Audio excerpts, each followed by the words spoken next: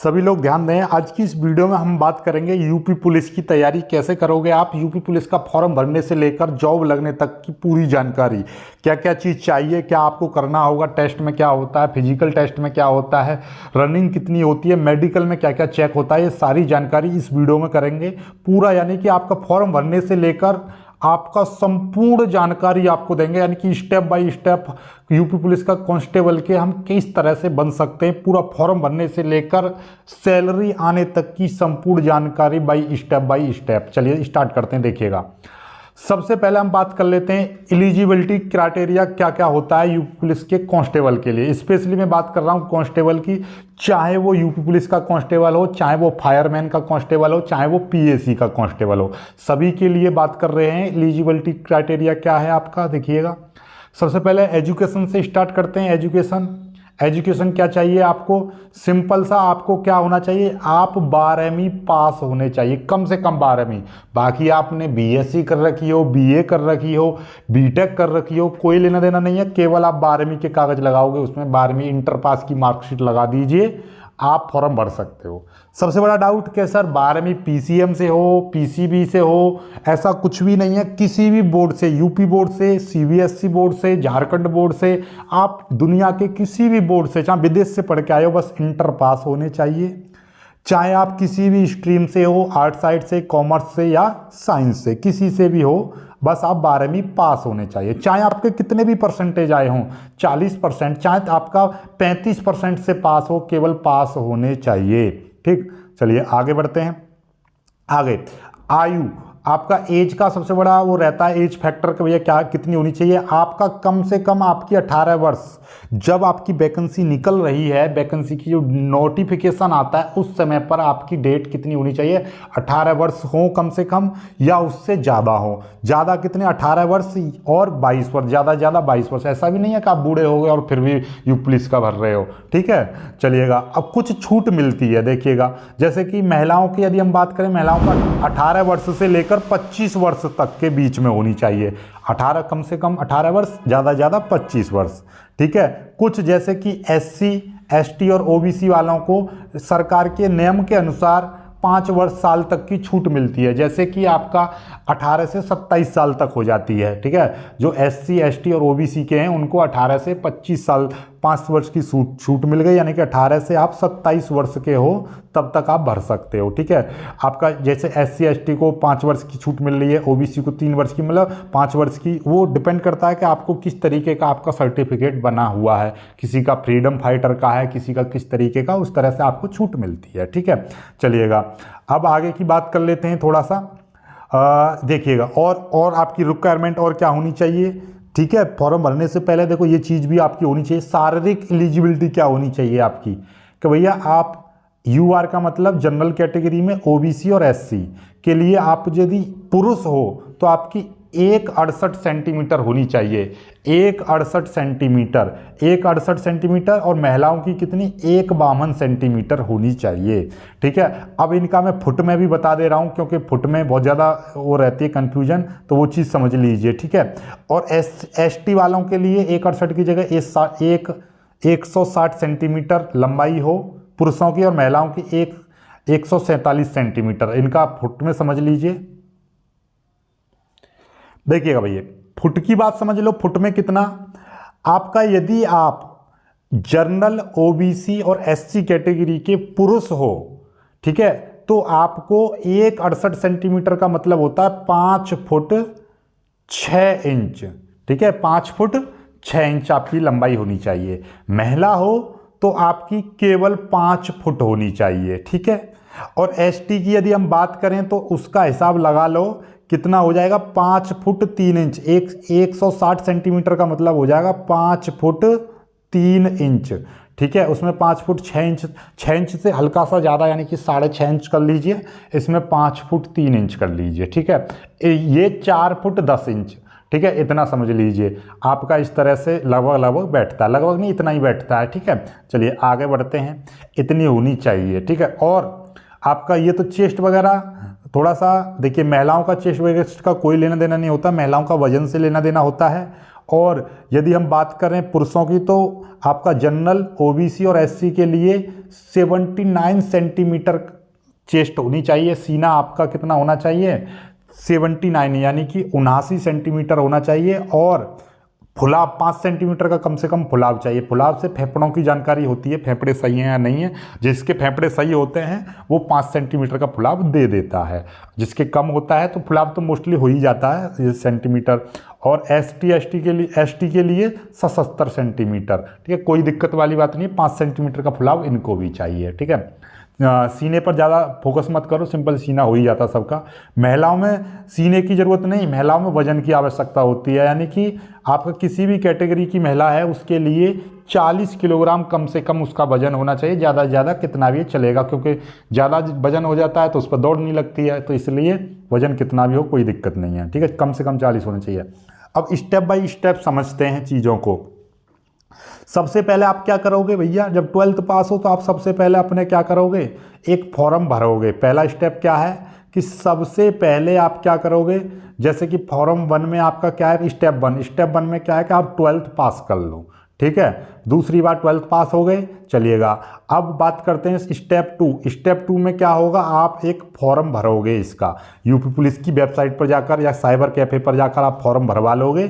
ठीक है, जब भी वैकेंसी निकलेगी। फॉर्म की फ़ीस की हम बात करते हैं, कितनी फ़ीस हर बच्चे को, चाहे वो SC ST किसी भी कैटेगरी का है, चाहे महिला है, उसको 400 रुपये फीस देनी होती है। हर किसी को 400 रुपये देनी होगी। ठीक है, सरकार के खाते में जाता है। अब फॉर्म भर दिया आपका तो क्या होगा, आपका टेस्ट होगा। सबसे पहले क्या होगा, आपका रिटन मतलब टेस्ट होता है, टेस्ट। ठीक है, टेस्ट होगा आपका। और टेस्ट कैसा होगा, MCQ टेस्ट होता है। ठीक है, ऑफलाइन होता है। आपको कितने 150 क्वेश्चन मिलते हैं, 150 क्वेश्चन मिलते हैं और 300 नंबर का ये टेस्ट होता है। ठीक है, समझ में आ गई बात। एक क्वेश्चन ध्यान से।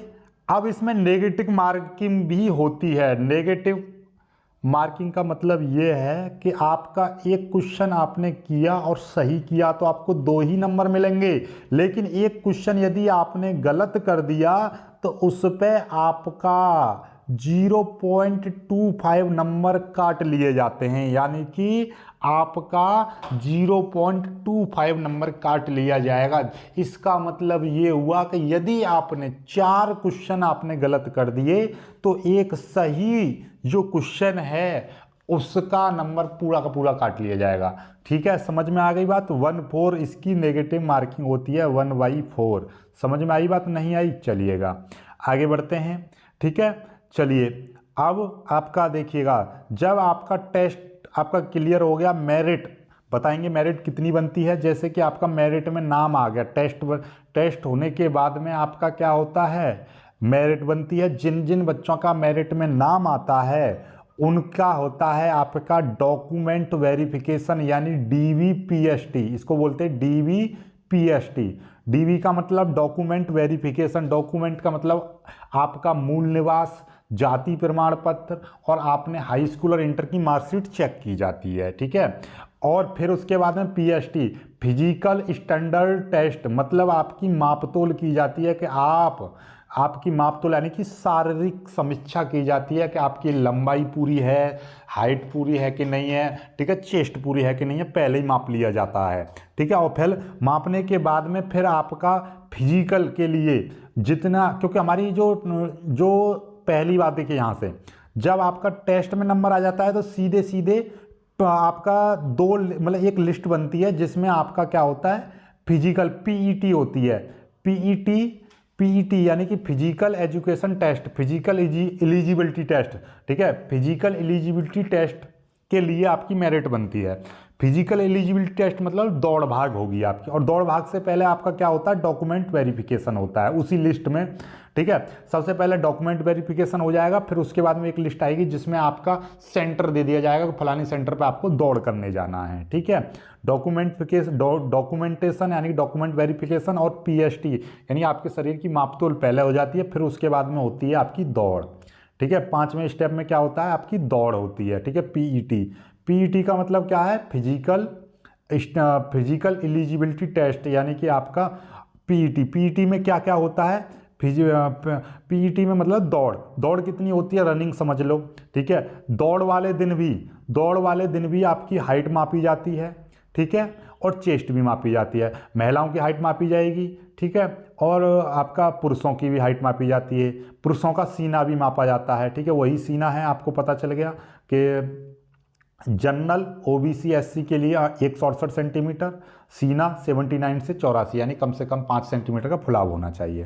फिर आ जाती है दौड़ की बात, दौड़ कितनी होती है पुरुषों के लिए, चाहे वो किसी भी कैटेगरी का पुरुष है, चाहे एससी का है, एसटी का है, ओबीसी का है, जनरल का है, उसको 4.8 किलोमीटर अर्थात 4-5 किलोमीटर के लगभग मान लो, क्योंकि इसका मतलब ये है 4 किलोमीटर और 800 मीटर, ठीक है, 4.8 किलोमीटर 25 मिनट की दौड़ करनी है कंप्लीट।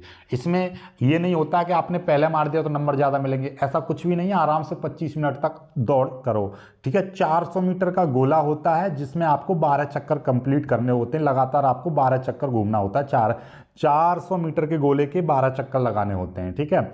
और महिलाओं के लिए कितनी होती है दौड़, 2.4 किलोमीटर, ठीक है, लगभग 2.5 किलोमीटर के लगभग मान लो इसको, 2.4 किलोमीटर, 2 किलोमीटर और 400 मीटर 14 मिनट का टाइम होता है, यानी पैदल भी चलेंगे, पैदल से थोड़ा तेज तो भी आप कंप्लीट कर लोगे। ऐसे ही ये भी 4800 किलोमीटर, कोई ज़्यादा बड़ी बात नहीं है, आराम से थोड़ा दौड़ते रहोगे तो आप कंप्लीट कर लेते हो। थोड़ी सी बस 1 महीने की 1.5 महीने की प्रैक्टिस चाहिए होती है, ठीक है, आराम से कर लेते हैं। बहुत बच्चे तो 18 मिनट में, 17 मिनट में इसको कंप्लीट कर लेते हैं, ठीक है, और आराम से 25 मिनट मिलती हैं, बहुत आसानी से इसकी दौड़ को आप कंप्लीट कर पाओगे। अब आती है सीधी, अब उसके बाद में जैसी दौड़ लग जाएगी, दौड़ लगने के कुछ दिन बाद जो दौड़ में पास होते हैं वहीं पर तुरंत के तुरंत पता चल जाती है, ठीक है, तुरंत लिस्ट लग जाती है, जो क्वालिफाइड हो जाते हैं दौड़ में तुरंत आपको पता चल जाती है, क्योंकि उसमें यूपी पुलिस में क्या होता है कि चिप लगा देते हैं, पैरों में एक चिप सी बांध देते हैं, जिससे आपका तुरंत चक्कर वक्कर, कितने चक्कर मारे आपने, कितना समय लिया, सब कुछ तुरंत पता चल जाती है, कितने ने दौड़ क्वालिफाइड हुए, कितने नहीं हुए, ठीक है। तो वहीं से आपका सिलेक्शन का पूरा हो जाता है। फिर उसके बाद में जैसी दौड़ लग जाती है कुछ दिन बाद आती है मेडिकल की लिस्ट, और यही होती है फाइनल लिस्ट। यूपी पुलिस की ये खास बात है, जैसी दौड़ लग जाती है तुरंत फाइनल लिस्ट निकाल देती है। फाइनल लिस्ट का मतलब उनका मेडिकल होगा, मेडिकल के बाद सीधे जॉब पर जाएंगे। जो बच्चे मेडिकल में फेल हो जाते हैं फिर उनकी जॉब अगले सेशन में भरी जाती है। ऐसा नहीं है कुछ मेडिकल के बाद कोई लिस्ट लगती है, नहीं, जो मेडिकल की लिस्ट होती है वही सीधी जॉइन लेटर, उनके लिए ही जॉइन लेटर आ जाता है, ठीक है। चलिएगा, यही फाइनल लिस्ट होती है। अब मेडिकल में क्या क्या होता है, देखिए, ये बेसिक मेडिकल टेस्ट होता है, बेसिक होता है और बिल्कुल बहुत ही साधारण, यूपी पुलिस से साधारण कोई है ही नहीं मेडिकल। डिफेंस में यदि हम बात करें तो देखिएगा 3-4 चीज़ें आपकी देखी जाती हैं। देखिएगा, सबसे पहले आंख चेक की जाएंगी, ठीक है, आपके कान चेक किए जाएंगे, और आपका सबसे बड़ी चीज़ जो होती है नौकनी। ये नौकनी क्या होती है, नौकनी, ये चीज़ समझ लो। अभी देखो सारा चीज़ समझाऊंगा। देखिए, आंख में क्या होगा, आंख का परीक्षण सबसे 2 चीज़ों से होता है। आंख का परीक्षण सीधे आपको सबसे पहले एक चेक किया जाता है। देखिए मैं आपको आंख का बता दूं। सबसे पहले आंख का इस डिब्बे से पर आपको पढ़वाया जाएगा। देखिए, ये वाला साइड वाला रहता है, ये वाला, इसमें मोस्टली ये वाली लाइन पढ़वाई जाती है। ये 6x6 की लाइन होती है, जिसने ये स्मूथली पढ़ दी तो समझ लो उसका 6x6 क्लियर है और वो पास है। जो इसको अटक के पढ़ता है तो उसमें 6x9 इससे ऊपर वाली पढ़वाई जाती है, वो भी पास हो जाता है। एक आंख करके पहले दोनों आंखों से पढ़वाया जाता है, फिर एक आंख को दाब के, एक आंख से मतलब दोनों आंखों से ये पढ़वाई जाती है, कोई दिक्कत नहीं। एक आंख से लगभग आपने ये वाली पढ़ दी और एक आंख से ये वाली पढ़ दी, आप पास हो, ठीक है। फिर आता है आपका सबसे चीज कलर विजन, ठीक है, वर्ण अंधता जैसे बोलते हैं। कलर विजन के मतलब ये है, इस तरीके की एक किताब होगी, उसमें इस तरह से लिखा होगा, इसमें पूछा जाएगा कि इसमें कितना नंबर है, तो आप बताओगे 7, पास। इसमें कितना नंबर है, 13, पास। इसमें कितना, 16 दिखाई दे रहा, बिल्कुल सेम यही रहेगा, इसी तरीके से नंबर बने होते हैं उसमें। और वही चीज़ पूछा, इसमें 8, इसमें कितना, 12 है, इसमें कितना, कमेंट करो इसमें कितना नंबर है। आपका आंखों का कलर विजन टेस्ट हो गया। फिर सीधे बात की जाती है कान में। देखिए, कान किस तरीके से चेक किए जाते हैं। कान में ये देखिएगा एक स्वरित्र होता है, सीधे इसमें कंपन करता है, इसको हिला लिया जाएगा और वो पीछे से आपके कान पर लेके जाएगा। आप कहोगे, वो पूछेगा, डॉक्टर आपसे पूछेगा आवाज़ आ रही है, आप कहोगे हाँ, हुन करता है, ऐसे जैसे मक्खी भिनभिना रही हो, ठीक है। यदि भिनभिना रही है आवाज़ तो आप कहोगे हाँ ठीक है, पूछता है कभी पूछेगा आपका ऊपर सर पर रख के पूछेगा किस कान से सुनाई दे रही है, आप कह दो दोनों कानों से सुनाई दे रहा है ये आवाज़, यदि आवाज़ आ रही हो तो, ठीक है। और इधर वाले से कहोगे तो आपको पूछेगा किस कान से सुनाई दे रही है, आप कहोगे इस कान से, सीधे इधर वाले हाथ को उठा दोगे, मतलब ऐसे पूछता है, सीधे को कानों के पीछे लेकर आता है, पीछे की साइड से, ठीक है। पीछे खड़ा हो जाएगा, इधर दिखाएगा, कभी कभी इधर दिखाएगा, आपको हाथ उठाना है किस साइड में आपको आवाज़ आ रही है, नहीं आ रही है तो मत उठाओ, कोई ज़रूरी नहीं है, वो इस तरह से आपका टेस्ट होता है। फिर कान में अंदर भी टेस्ट कर लेता है, वो कान के अंदर झांक के देख लेता है, कान के अंदर मैल माटी, कान का पर्दा साफ दिखाई दे रहा है या नहीं दिखाई दे रहा है, ठीक। फिर उसके बाद में सबसे मेन चीज़ है ये नौकनी और फ्लैट फुट। नौकनी क्या होती है, ये देखिए, किसी के पैर आपके एक्सटेंड वगैरह हो जाता है तो इस तरह से मुड़े होते हैं, ठीक है ये, और घोंटू आपस में मिले होते हैं, तो ये नहीं होना चाहिए। नॉर्मल पैर होते हैं, ये देखिएगा, इस तरह से उनके घोंटू के बीच में गैप होना चाहिए। सावधान अवस्था में खड़े हो जाओ तो आपकी क्या है, ये यहाँ पर गैप होना चाहिए, यानी एक पैमाना निकल जाना चाहिए। पैमाना निकल गया तो आप नॉर्मल हो, और यदि आपका इस तरह से दब गया, छुप गया, तो आपके अंदर नौकनी है। और इस तरह से किसी में इस तरह से गैप होता है, ये भी नौकनी है, ठीक है। और आपका देखिएगा इस तरह से आपका फ्लैट फुट इस तरह चेक किया जाता है। आपको एक मतलब परात सी होती है, उसमें इंक भरी होती है, आपका इंक में चलो, इंक में पहले उस परात पे खड़ा करवाएंगे, उसके बाद हम पैर के निशान देखते हैं। पैर के निशान आपके यदि इस तरह से आएंगे, आप बोलेंगे फ्लैट फुट, ठीक है, अनफिट हो जाओगे। नॉर्मल फुट क्या होता है, इस तरह से आपके साइड में क्या होता है, एक गड्ढा सा बना रहता है, ठीक है। और किसी में ज़्यादा गड्ढा सा बना रहता है, उसको भी नॉर्मल नहीं माना जाता, लेकिन इसको पास कर देते हैं किसी हद तक। लेकिन इसको वैसे तो इसको भी पास कर देते हैं, कुछ ले दे के हो ही जाता है, लेकिन वैसे यदि वास्तविकता देखी जाए तो इसको फ्लैट फुट बोला जाता है, ठीक है। चलिएगा, वैसे इन चीज़ों पर इतना ज़्यादा ध्यान नहीं दिया जाता, लेकिन नौकनी का विशेष ध्यान दिया जाता है, क्योंकि नौकनी वाला इंसान दौड़ नहीं पाता है ढंग से, तो इसलिए ये चेक किया जाता है, ठीक है। ये आपका नॉर्मल पैर इस तरह का होता है, आपका इस तरह का नहीं होना चाहिए, इस तरह का एल्बो आपका नहीं बना चाहिए, नहीं होना चाहिए, ठीक है। तो ये आपका वो हो गया, आप सीधे सीधे सारा कुछ हो गया। अब जब फिजिकल हो जाता है, सीधे सीधे आपकी क्या होती है, आपका जॉब कंप्लीट, सीधी सीधी बात है, जॉइन लेटर आएगा, जॉइन लेटर आ जाएगा, सीधे सीधे आप ज्वाइन करो। ज्वाइन करने के बाद भी आपके दो चीज़ होती हैं, एक RTC और एक होती है JTC। सबसे पहले JTC पे जाते हैं, जॉइंट ट्रेनिंग सेंटर होता है JTC, ठीक है, सॉरी JTC, ठीक है, इसको मत देखो। और एक होता है रिक्वायर्ड ट्रेनिंग सेंटर, यानी रिक्रूटमेंट, जो आपका रिक्रूट ट्रेनिंग सेंटर जो बेसिक आपको जानकारी दी जाती है, यहाँ पर आपका थोड़ा डॉक्यूमेंटेशन कंप्लीट किया जाता है, वो होता है, ठीक है। इसके ऊपर JTC और RTC के ऊपर बाद में जानकारी दूंगा, क्योंकि ये तो JTC RTC क्या है, आपकी जॉब लगने के बाद की बात है। जॉब लगने के बाद क्या होता है वो आगे की चीज़ है, पहले जॉब लगाओ। जॉब लग जाएगी, सीधे सीधे जिस दिन आप ज्वाइन कर लोगे उसी दिन से आपकी सैलरी आना स्टार्ट हो जाएगी। 1000 रुपये पर डे के हिसाब से बनेंगे आपको 30,000 रुपये शुरुआत में। जिस दिन पहले दिन पहुंच जाओगे, पहले दिन आपने जिस दिन चाहे पहले दिन ज्वाइन होकर वहाँ पर आपने कुछ काम करो या मत करो, आपका 1000 रुपये पर डे का बनने लगेगा, यानी 30,000 रुपये महीने रोकड़ आपको मिलने लगेगी, सैलरी आपको मिलने लगेगी, ठीक है। टकाटक अकाउंट में आती रहेगी लगातार। फिर आगे आपको इंक्रीमेंट वगैरह मिलते रहते हैं। आप अपने थाने से दूसरे थाने में ड्यूटी करने जाते हो तो वहाँ पर मतलब सैलरी के अलावा कुछ अलाउंसेस मिलते हैं, जैसे कि DA TA वगैरह वगैरह, ये भी आपका जुड़ता रहता है। इसके ऊपर बाद की बात है, पहले जॉब लगाओ, उसके बाद में ये सारी जानकारी हो ही जाती है कितना मिलता है। तो इतना याद रखिए, ट्रेनिंग पर आपको, ट्रेनिंग से ही आपको 30,000 रुपये महीने सैलरी मिलने लगेगी। वीडियो को लाइक करना, शेयर करना और चैनल को सब्सक्राइब जरूर कर लीजिएगा, ठीक।